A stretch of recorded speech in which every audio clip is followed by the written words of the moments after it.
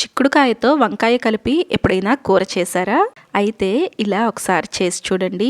దీనిలో టొమాటో వేసి చేస్తే ఈ కూర చాలా రుచిగా ఉంటుంది. ఒక్కసారి చేస్తే మళ్ళీ మళ్ళీ చేస్తారనమాట. అంత రుచిగా ఉంటుందండి ఈ కూర.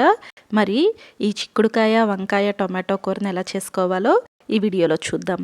Welcome to Vantalammi. నేను మోనిక. మీరు కనుక ఈ ఛానల్ను మొదటిసారిగా చూస్తున్నట్లయితే తప్పకుండా సబ్స్క్రైబ్ చేసుకోండి. ముందుగా స్టవ్ ఆన్ చేసి ప్యాన్ పెట్టుకుని ప్యాన్లో 3 స్పూన్లు ఆయిల్ను యాడ్ చేసుకోవాలి. ఆయిల్ కాస్త వేడెక్కిన తర్వాత దీనిలో కొద్దిగా జీలకర్ర, పచ్చిశనగపప్పు, ఆవాలు యాడ్ చేసుకుని ఇవి కాస్త వేగిన తర్వాత దీనిలో ఒక ఉల్లిపాయ సన్నటి తరుగును వేసుకోవాలి. ఉల్లిపాయ కొద్దిగా పచ్చివాసన పోయేంత వరకు వేయించుకుని 2 పచ్చిమిర్చి సన్నటి తరుగును కూడా యాడ్ చేసుకోండి. ఉల్లిపాయ పచ్చిమిర్చి కాస్త వేగిన తర్వాత దీనిలోకి 2-3 రెమ్మలు కరివేపాకును కూడా వేసుకుని ఈ తాలింపును వేయించుకోండి. తాలింపు వేగిన తర్వాత ముందుగానే ఈనెలు తీసి ముక్కలు చేసి కడిగి పెట్టుకున్న చిక్కుడుకాయలను యాడ్ చేసుకోండి. నేను ఈ చిక్కుడుకాయలు 3/4 కేజీ తీసుకున్నానండి. ఈ చిక్కుడుకాయలను వేసుకుని స్టవ్ను మీడియం ఫ్లేమ్లో పెట్టి చిక్కుడుకాయలను మగ్గించుకోవాలి. ఇలా మూత పెట్టి అవసరమైనప్పుడల్లా మధ్య మధ్యలో కలుపుకుంటూ స్టవ్ను లో టు మీడియంలోకి అడ్జస్ట్ చేసుకుంటూ కుక్ చేసుకోవాలి. ఇలా చిక్కుడుకాయ సగం వరకు మగ్గిన తర్వాత దీనిలోకి వంకాయలను యాడ్ చేసుకోవాలి. 7 నుండి 10 వంకాయలను తీసుకోండి. ఇలా వంకాయలను ముక్కలుగా కట్ చేసుకుని వంకాయలను కూడా యాడ్ చేసుకోండి. చిక్కుడుకాయలు మగ్గటానికి మనకు ఎక్కువ టైం పడుతుంది. వంకాయలు త్వరగా మగ్గిపోతాయి కాబట్టి సగం మగ్గిన తర్వాత వంకాయలను యాడ్ చేసుకోండి. మూత పెట్టి మధ్య మధ్యలో అవసరమైనప్పుడల్లా కలుపుకుంటూ వంకాయలను మగ్గనివ్వండి.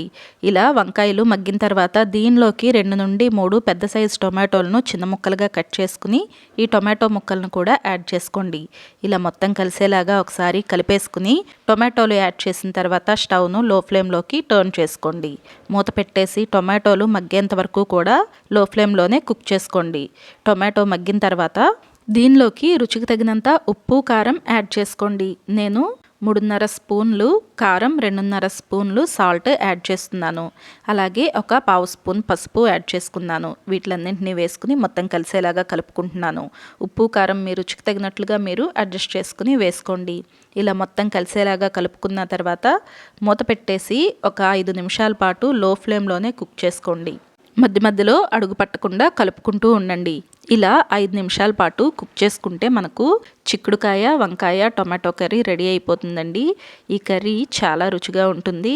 మీరు కూడా ఒకసారి తప్పకుండా ట్రై చేయండి. ఈ కర్రీ అంతా కూడా లో టు మీడియం ఫ్లేమ్లోనే అడ్జస్ట్ చేసుకుంటూ చేసుకుంటామండి. దీనిలోకి వాటర్ యాడ్ చేయాల్సిన అవసరం కూడా ఏమీ ఉండదు.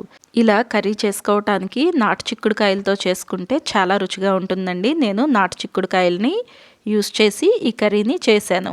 మరి ఈ రెసిపీ మీకు నచ్చిందా? అయితే వీడియోని లైక్ చేయండి.